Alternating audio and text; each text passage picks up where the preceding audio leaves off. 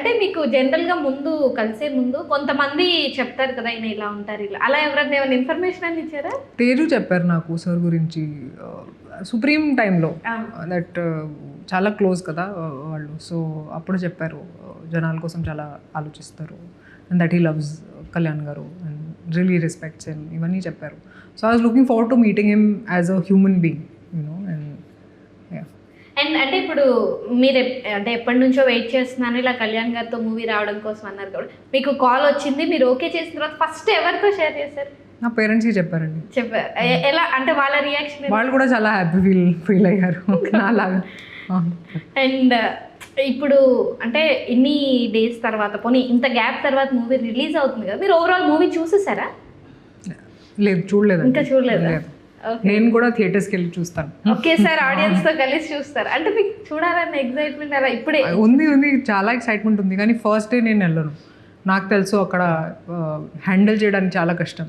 So ఏదో ఒకటి రోజు వెళ్తాను వీకెండ్లో. ఓకే. అండ్ హరీష్ గారి సంగతి చెప్పాలి మీరు.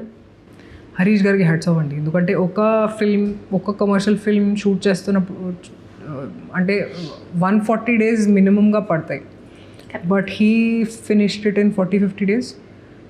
ఎందుకంటే సార్కి డేట్స్ లేవు కాబట్టి and you know he had to manage everything. నిద్ర లేకుండా I think he suffered from diabetes also in the middle, he lost weight also. చాలా కష్టపడ్డారు ఈ సినిమా కోసం. అండ్ కానీ ఎక్కడో he didn't compromise on anything అండి, కాంప్రమైజ్ చేయలేదు అసలు. Okay. So I think hats off time.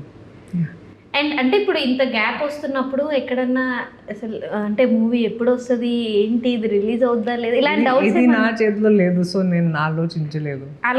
లేదు అస్సలు లేదు. I was like weight will come and it has to come అంతే.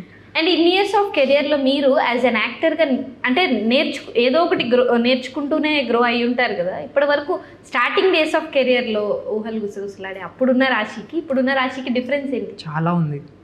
నేను ఇప్పుడు చాలా సెటిల్డ్గా అయ్యాను. అండ్ ఫెయిలియర్ ఉంటే సక్సెస్ ఉంటే కూడా ఐఎమ్ ద సేమ్ అండి.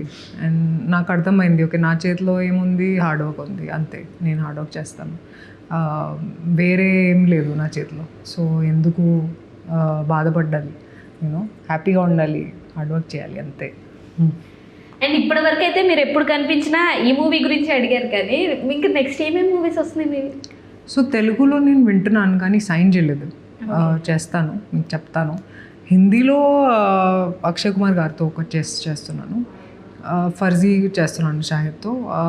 ఇంకోటి లుక్కే ఒక సిరీస్ ఉంది అమెజాన్కి, నేను లీడ్ చేస్తున్నాను అది. అందులో నేను ఒక సీరియస్ క్యారెక్టర్ ప్లే చేస్తున్నాను, ఒక పంజాబీ అమ్మాయి, అండ్ పంజాబీలో మాట్లాడుతున్నాను ఆ షోలో, మొత్తం ఫుల్ పంజాబీలో. So I'm looking forward to that అండి.